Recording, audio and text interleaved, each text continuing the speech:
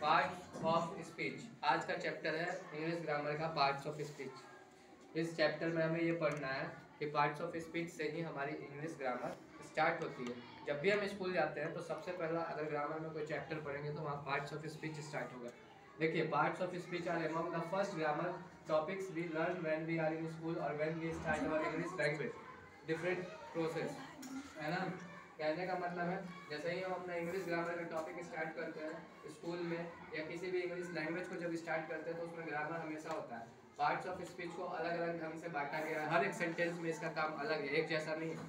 जैसे noun, pronoun, adjective, verb, etc जितने भी 8 होते हैं इसके पार्ट्स, सब में इनका सेंटेंस के हिसाब से काम अलग तरीके से होता है।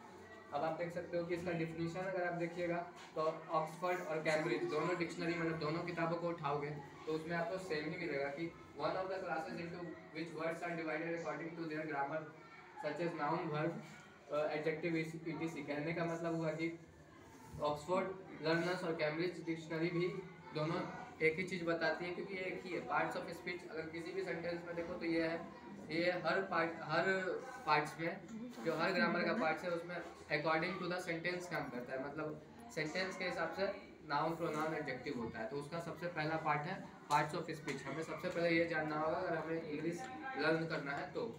उसके आगे है examples, different parts of speech with example.